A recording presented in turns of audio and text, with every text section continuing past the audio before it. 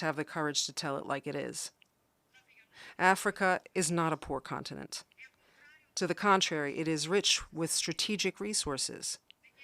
It holds half of the world's minerals, including abundant rare earths, and 60% of arable lands that are often not utilized. Africa is not a poor continent, but it has been often and still is an exploited continent. Welcoming Her Excellency Georgia Moloni, President du Council of Ministers of the Republic of Italy, I invite her to address the Assembly. Mr. President, Mr. Secretary General, colleagues, ladies and gentlemen, it is an honor for me to represent Italy before this General Assembly of the United Nations, an honor that is, however, not light like privilege, but heavy, like the weight of responsibility.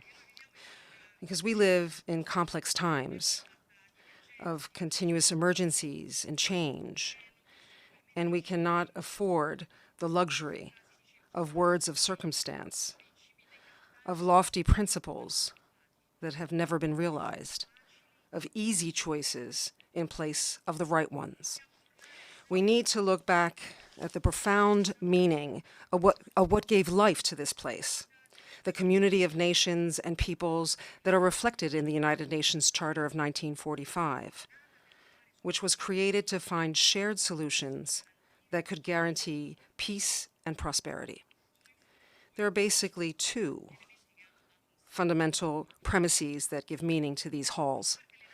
On one hand, there are nations that exist because they reflect humankind's innate need to feel a sense of belonging to a community, to a certain people, and to be able to share with others the same historical memory, the same laws, the same customs and traditions, in a word, one's identity. On the other hand, there is the aspiration of these nations that are different from each other to find a place where to resolve international disputes through an instrument that may be more difficult to use, but is definitely more effective than resorting to force, that is, the instrument of reason.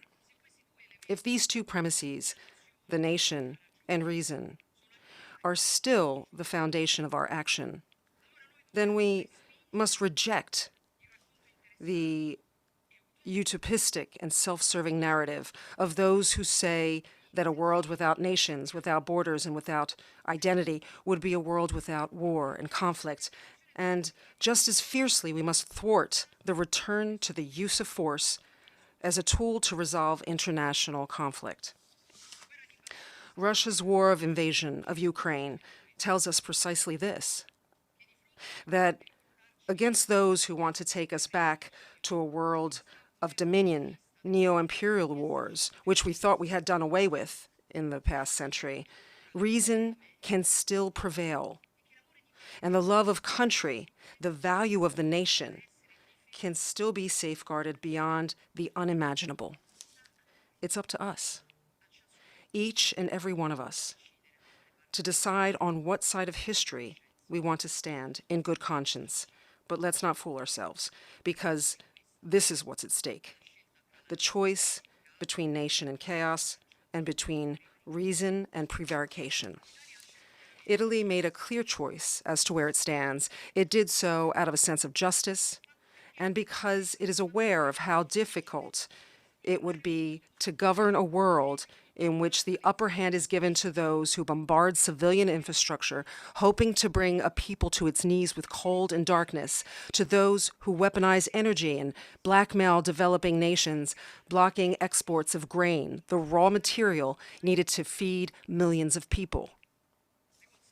The repercussions of the conflict in Ukraine overwhelm us all like a domino effect, but mainly impact nations of the world south. It's a war waged not only against Ukraine, but against the poorest nations. Italy's attention is particularly focused on Africa, where nations already beleaguered by long periods of drought and by the effects of climate change are now faced with a situation compounded by food insecurity, making them more vulnerable to instability and easier prey for terrorism and fundamentalism. And this is a choice to create chaos and spread it. And in this chaos that produces tens of millions of people potentially in search of better living conditions are infiltrated criminal networks that profit from desperation to collect easy billions. They are the traffickers of human beings that organize the trade of illegal mass immigration. They deceive those who rely on them to migrate to find a better life, having them pay thousands of dollars for trips to Europe they sell with brochures as if they were regular travel agencies. But those brochures don't tell you that those trips all too often can lead to death, to a grave at the bottom of the Mediterranean Sea, because they don't care whether the boat used is unfit for that type of travel or not.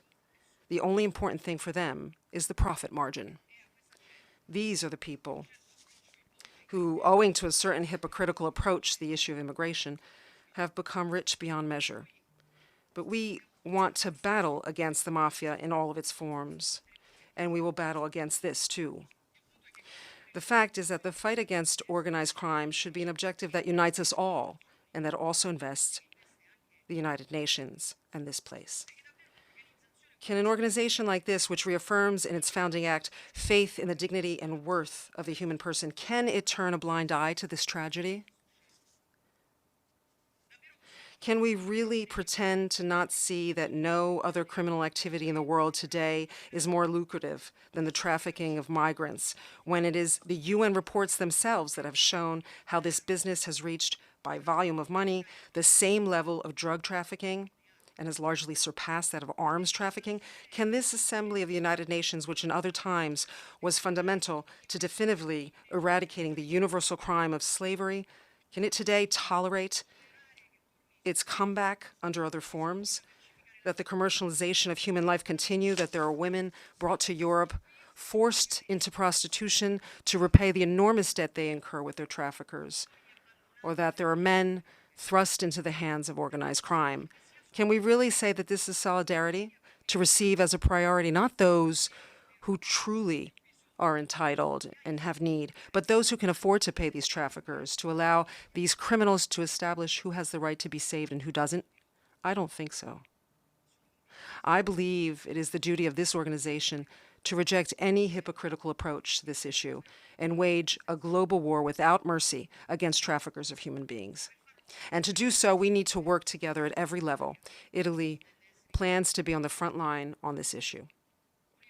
With the Rome process launched in July with the Conference on Migration and Development, we have engaged Mediterranean and various African nations in a process that follows two main paths: defeat the slave traders of the third millennium on the one side, and at the same time tackle the root causes of migration, with the objective of guaranteeing the first of rights, that is, the right of not having to emigrate, of not being forced to leave one's home, one's family, to cut off one's roots, and being able to find in one's own land the conditions necessary to achieve one's own fulfillment. Here, too, we must have the courage to tell it like it is. Africa is not a poor continent. To the contrary, it is rich with strategic resources. It holds half of the world's minerals, including abundant rare earths, and 60% of arable lands that are often not utilized. Africa is not a poor continent, but it has been often, and still is, an exploited continent. Too often, the interventions of foreign nations on the continent have not respected local realities. Often, the approach was predatory, and in spite of this fact, even paternalistic. We must change course. Italy wants to contribute to the construction of a model of cooperation capable of collaborating with African nations so they may grow and prosper from the great resources they possess. A cooperation from equal to equal, because Africa needs no charity, but to be put in the condition to compete on an equal footing on strategic investments that can tie our futures together with mutually beneficial projects. In this way, we can offer a serious alternative to the phenomenon of mass migration, an alternative that is work training, opportunities for nations of origin, and pathways for legal and agreed migration, and thus integratable. We will be the first to set a good example through the Mattei Plan for Africa, a development cooperation plan named after Enrico Mattei, a great Italian who knew how to balance Italy's national interests with the rights of partner states to witness their own moment of development and progress. The focal point is that we have to have the courage to put humankind and human rights back at the center of our action. It seems like a self-evident principle, but, however, it is no longer the case. Not now. Countries are invaded. Wealth is more and more concentrated. Poverty is rampant. The slave trade is reemerging. All this seems poised to put the sacredness of the human being at risk. Even what would seem, at a superficial glance, a tool that could improve the well-being of humanity, at a closer look, can turn out to be a risk. Just think of artificial intelligence. The applications of this new technology may offer great opportunities in many fields, but we cannot pretend to not understand its enormous inherent risks. I'm not sure if we are adequately aware of the implications of technological development whose pace is much faster than our capacity to manage its effects. We were used to progress that aimed to optimize human capacities, while today we are dealing with progress that risks replacing human capacities. Because if in the past this replacement focused on physical tasks so that humans could dedicate themselves to intellectual and organizational work, today the human intellect risks being replaced with consequences that could be devastating, particularly for the job market. More and more people will no longer be necessary in a world ever dominated by disparities, by the concentration of power and wealth in the hands of the few. This is not the world we want. And so I think we should not mistake this dominion for a free zone without rules. We need global governance mechanisms that ensure that these technologies respect ethical boundaries, that technological evolution is put to the service of humanity and not vice versa. We must guarantee the practical application of the concept of algorithmics, that is, ethics for algorithms. There are some of the major themes that Italy plans to put at the center of the G7 in 2024, but these are mainly issues that are the responsibility of the United Nations. These are enormous challenges that we will not be able to tackle if we do not also acknowledge our limitations as nations and as part of the multilateral system. For this reason, Italy supports the need for a reform of the Security Council that will make it more representative, transparent, and effective. A council that can guarantee a fair geographical distribution of seats and that can strengthen regional representation as well, that emerges from an order frozen in time established by outcomes of a conflict that ended 80 years ago, in another century, in another millennium, so that everyone has the opportunity to demonstrate their worth at the present time.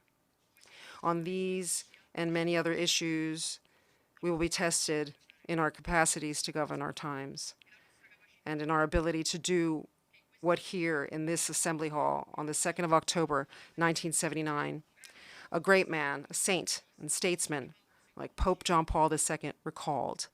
That is, that political activity, whether national or international, comes from the human being. It is practiced by the human being, and it is meant for the human being. Thank you all for your attention.